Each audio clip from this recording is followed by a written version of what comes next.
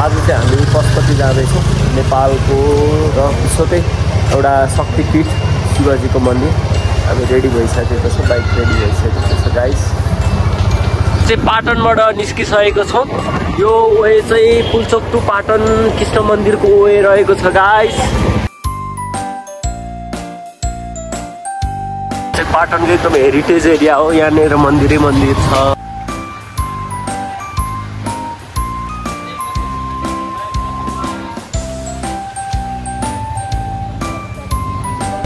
यो on the way to यताबाट यता गयो भने चाहिँ बङ्गलामुखी हो जाने बाटो हो गाइस। हामी चाहिँ यता जान्छौँ, यता शङ्खमुल हुँदै पारी तरेर बानेश्वर निस्केर हामी त्यो वे हुँदै गौशाला हुँदै पशुपति जाने प्लानमा छौँ हामी चाहिँ। यो पनि शङ्खमुलको एउटा महादेवको मन्दिर हो गाइस। यहाँ पनि तीजहरूमा यो पूजाहरू नृत्यहरू भएको मैले देखेको छु। यो चाहिँ हाम्रो शङ्खमुल हो। यहाँनिर चाहिँ तपाईँको हामी यो जुन बाइकबाट चाहिँ सिधै पारी जान सक्छौँ भने कार गाडीहरू लिएर आएर चाहिँ 4 व्हिलर चाहिँ यहाँबाट पारी जान सक्दैन, अर्को रुट लिनुपर्ने हुन्छ। हजुरहरूलाई म देखाउने छु। यहाँको यो चाहिँ एकमात्र बाइक मात्रै हिँड्छ यसमा चाहिँ। अनि यो चाहिँ काठमाडौँ र ललितपुर जोड्ने एउटा रुट पनि हो है गाइज। पहिला यो राणाकालीनै समयमा बनेको यो पुल रहेको छ, एकदम ऐतिहासिक पुल रहेको छ। यो चाहिँ हेर्न सक्नुहुन्छ पुल कस्तो छ। राणाकालीनमा यो घोडा हिँड्नलाई बना पुल होला क्या गाइज। अहिले चाहिँ बाइक हिँड्छ होइन। यो चाहिँ शङ्ख पार्क पारिपट्टि छ भने यताबाट चाहिँ युएन पार्क देख्न सकिन्छ। खोला यो बागमती रहेको छ। यो चाहिँ हाम्रो बाइक हिँड्ने पुल हो। पहिला घोडा हिँड्थ्यो होला, राजाहरूले घोडा हिँड्नलाई बनायो होला है गाइस। यो चाहिँ अनुमानको भरमा भनिरहेको छु, फ्याक्ट चाहिँ के हो हजुरहरूले पनि कमेन्ट गर्नु होला।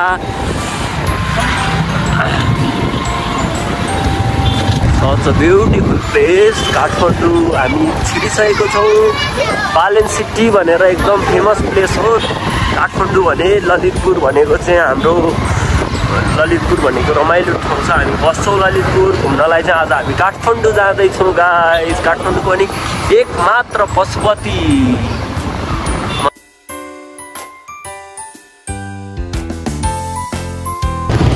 यो चाहिँ बानेश्वर रहेको छ, एकदम फेमस प्लेस हो।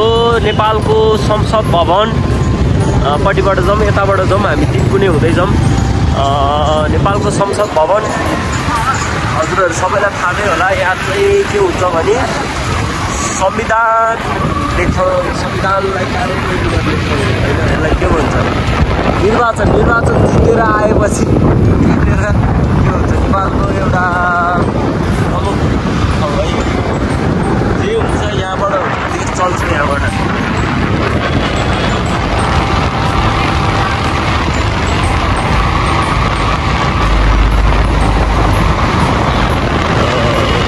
आज हामी बाटोमा हिँड्दै गर्दाखेरि तिनकुनेको अस्तिको जुन आन्दोलनहरूले घरहरू कस्तो बनाएको छ त्यो पनि हामी कभर गर्न ट्राई गर्नेछौँ। यो चाहिँ बानेश्वर रहेको छ, यहाँबाट हामी अगाडि बढिरहेको छौँ तिनकुनेतर्फ। यो अन द वे पशुपतिमा नै को रोडमा नै पर्छ यो।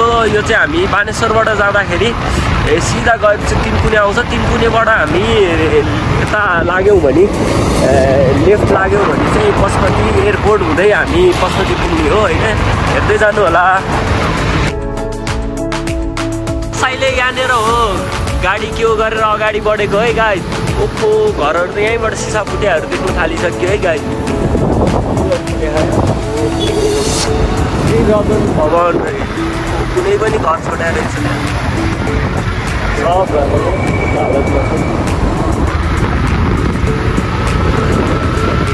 पारिपट्टिको घरहरू सब मन परेर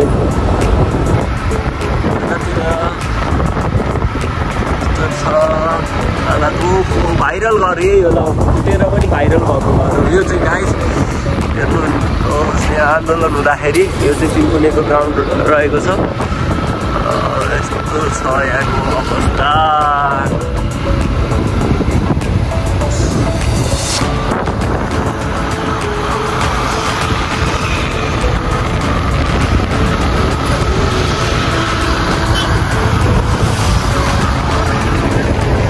अन्नपूर्ण पोस्टको टावर रहेको छ यहाँनिर। यसलाई चाहिँ के छ कि बिहा छ कि छैन यसलाई पनि हालेर रहेछ। यसलाई पनि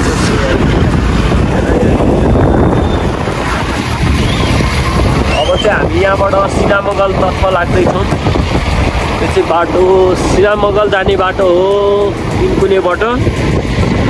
अनि यतिर के हो यार, बोर्डमा पुरै पिताम्बर भनेर पुरै मार्केटिङ गरेको छ। त पिताम्बरको मार्केटिङ चाहिँ एकदम धेरै देखिन पाइयो बाटोमा। सो यो पिताम्बर मुभी अहिले लागिरहेको छ। हजुरहरूलाई पनि मनपर्छ मुभी, एक्सन जर्नरको मुभी मनपर्छ भने चाहिँ हेर्न जानु होला, किनकि मार्केटिङ यत्रो धेरै गरेको छ भने पक्कै पनि राम्रै होला। यो चाहिँ हाम्रो कस्टम रहेको छ है गाइज। वैदेशिकबाट कसैले सामानहरू विदेशबाट सामान ल्याउँदाखेरि चाहिँ कस्टम चाहिँ यहाँ हुन्छ, कतिलाई थाहा नहुन सक्ला। यो चाहिँ अन्तर्राष्ट्रिय विमानस्थलको कस्टम एरिया हो। यो चाहिँ भेन्चरहरूको अफिस रहेको छ। मलाई कति पछि घुम्न निस्केको जस्तो फिल भइरहेको छ।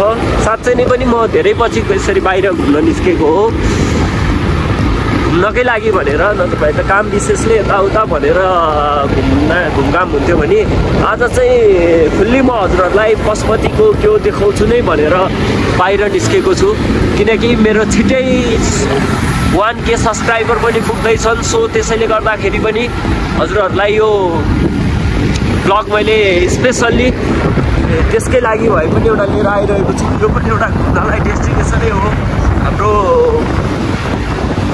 सिनामगलको। यो चाहिँ सिनामल चोक हो। यहाँ चाहिँ खतरा यो सेकुवा कर्नर पाइन्छ, सेकुवा खानेकुराहरू पाइन्छ है। हजुरहरूलाई फुडी हुनुहुन्छ भने चाहिँ त्यो प्लेसमा आउन सक्नुहुन्छ, सेकुवा टेस्ट गर्न सक्नुहुन्छ। यो चाहिँ आयल निगम रहेको छ। यो तिनकुने एयरपोर्टसँगै आयल निगम, यो पनि विवादित, अलिक धेरै विवादित नै छ। किनकि एयरपोर्टसँगै यस्तो आयल निगम अफिसहरू हुनुहुन्न भन्ने धारणाले अलिक विवादित भइरहेको छ। यसलाई पनि सरकारले उचित त्यो व्यवस्था ठाउँमा सारिदिनु हुन अनुरोध गर्दछु म स्वयं आफै पनि। नागरिक उड्डानले चाहिँ एउटा बिल्डिङ राम्रो बनाएको छ। यो चाहिँ यो साँच्चै हाम्रो व्यवस्थित हुन्छ ट्राभलको लागि भन्ने हामीले अपेक्षा गरेको छौँ। बाटो एयरपोर्ट एरियातिर छौँ हामी चाहिँ। यो चाहिँ यताको एक्जिट एरिया हो। यता चाहिँ हामी उता एयरपोर्टबाट आउने चाहिँ सक्छ। वान वे हुन्छ है गाइज। कहिले पनि छिर्दाखेरि यो बाटोबाट चाहिँ नछिर्नु होला, किनकि ट्राफिक दाइहरूले चिट हालिदिनु होला। हामी जाँदाखेरि चाहिँ अगाडिको पुरानो मेन गेटबाट नै छिर्नुपर्छ। जस अहिले पछिल्लो टाइम धेरै व्यवस्थित भएको छ हाम्रो एयरपोर्ट। किनकि यहाँनिर तपाईँको देख्न सक्नुहुन्छ ठुला भवनहरूदेखि लिएर गएर व्यवस्थित संरचनाहरू सबै बनिसकेको छ। जाने चाहिँ हामी एयरपोर्ट जाँदाखेरि चाहिँ यो वेबाट जानुपर्छ गाइज। यो चाहिँ हाम्रो प्रस्थान गर्ने बाहिर जाँदाखेरि वा नेपालको जुनसुकै डोमेस्टिक एयरलाइन चढ्नको लागि चाहिँ एकमात्र हाम्रो अन्तर्राष्ट्रिय एयरपोर्ट रहेको छ यो। फाइनली हामी चाहिँ पशुपति एरिया आइसकेका छौँ गाइज। यो चाहिँ पशुपतिबाट हामी यहाँबाट चाहिँ हिँडेर जान्छौँ। पहिला चाहिँ बाइक पनि लान पाइन्थ्यो, आज चाहिँ बाइक हामी यतै पार्किङ गर्नलाई ठाउँ हेर्छौँ कता पाइन्छ। यता छिरेर हेरौँ त त्यतातिर पाइन्छ कि। यताबाट चाहिँ हामी यता अहिले जाने हो। बाइक राखिसकेको छौँ। अब चाहिँ हामी मन्दिरतर्फ लाग्छौँ। सोच भाइब्स शान्त भयो। वाउ यही हो।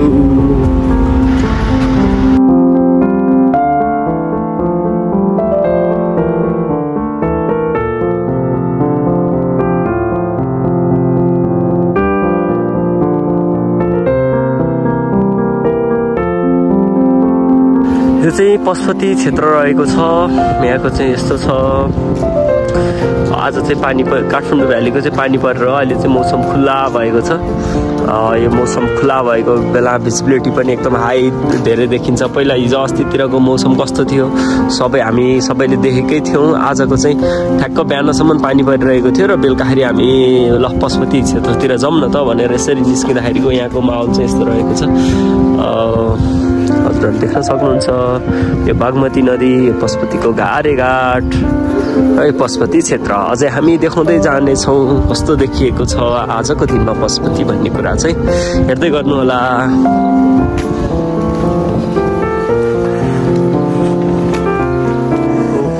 किसिमको कति मेहनत चाहिँ खेरा गयो, मैले भिडियो क्लिक नै गर्न छुटेको रहेछ। यो चाहिँ विरूपाक्षीको मूर्ति रहेको छ त्यहाँनिर चाहिँ। यो चाहिँ घाट एरिया रहेको छ। अब हामी कता बस्ने ठाउँ खोज्दैछौँ।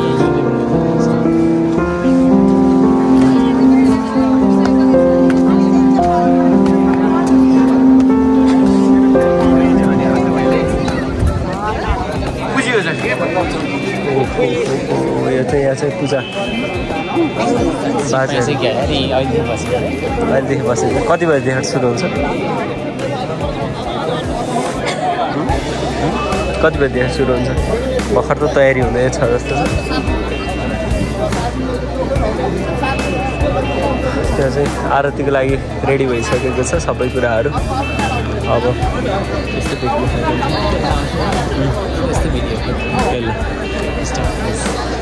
को लागि हामी बसिरहेको हो यहाँनिर चाहिँ सबैजनाहरू आरती हेर्नलाई। किन अहिले सिट बुक गऱ्यो भने पछि टाइममा सबै कुरा भिजिबल देख्न सकिन्छ नि त। सो त्यसैले गर्दाखेरि चाहिँ सबैजना ब्याकग्राउन्डमा भएकोहरू चाहिँ अहिले बसेर सिट बुक गरे भन्छ नि फ्री टिकटको लागि टाइममा बस्यो भने त पाइयो नि त सिट। त्यसैले गर्दा हो अब हामी चाहिँ यहाँबाट लिन सक्छौँ। यस्तो छ।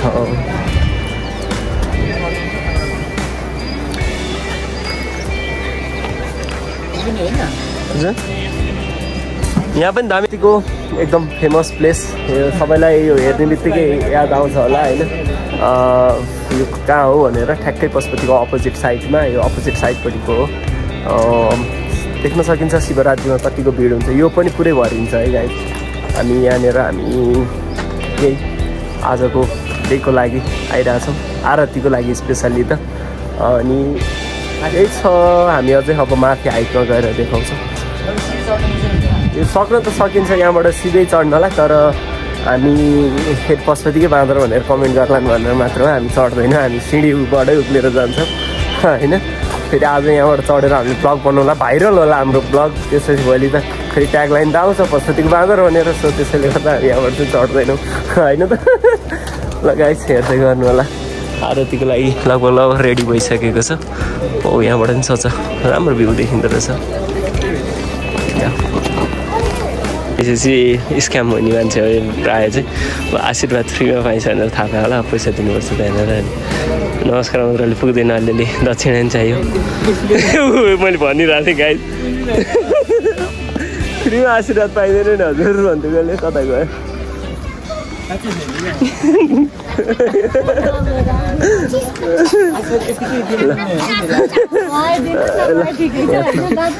होइन म चाहिँ आज त्यो चाहिँ लाउँदिनँ म चाहिँ आज। ल भाइ यस्तो छ। ल म लागिरहेको थिएँ। मैले यहाँ कमेन्टमा अलरेडी अगाडि भनेको नि छु। भाइले नै 5 रुपियाँ मागिरहेको छ, भाइलाई पनि 5 रुपियाँ दिइहालौँ त। सधैँ मजा आउँछ भाइले 5 रुपियाँ मात्रै माग्यो अरे।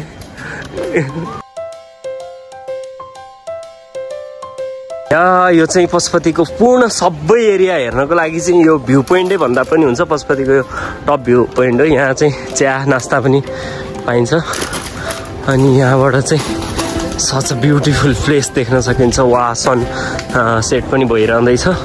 सो त्यसैले गर्दा नि होला एकदम ब्युटिफुल भ्यू चाहिँ यहाँबाट देख्न सकिन्छ। हजुरहरूसँगै हामी देखाउनेछौँ। नाइस छैन त? नाइस होइन, हेर्नलाई पनि मजा आउने प्लेस छ। ब्युटिफुल प्लेसमा हामी आज खुल्ला मौसम काठमाडौँ आज सफा भएको दिनमा हामी पशुपतिनाथलाई दर्शन नमस्ते गर्दै यहाँ आइरहेको छ। ब्याकग्राउन्डमा देख्न सकिन्छ कम्ता भिड भएको। आज साँच्ची नै मौसम बाहिर घुम्नु लाग्ने नै छ कि किनकि कति पछि महिनौ भइसकेको थियो पानी नपरेको। सो आज चाहिँ पानी पनि पऱ्यो, मौसम पनि खुल्ला भयो। यसरी बाटोमा यस्तो ब्लग बनाउँदै हिँड्दा पनि मजा आउँछ। कसै सब्सक्राइबर भेटिहाल्यो भने चाहिँ म आज सब्सक्राइबरलाई 1000 दिन्छु। तर हेरिरहेको छु कसैले हेलो स्लो ब्लग्सको भनेर आयो भने चाहिँ पायो आज 1000 रुपियाँ। हेलो मैले 1000 रुपियाँ यतै दिनु भन्ने भइसक्यो। यो चाहिँ पुरै भाइरल भयो होइन, यस्तो भइरहेछ। ऱ्यान्डम होला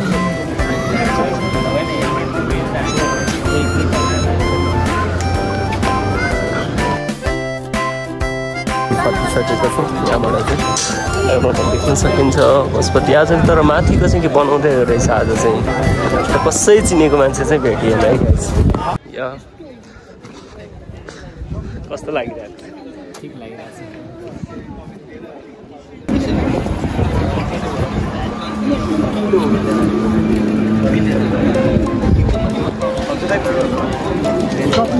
ब्लगर साहेब चाहिँ अब ध्यान गरिरहेको अवस्थामा हुनुहुन्छ पशुपतिनाथको ठ्याक्कै पारिपट्टि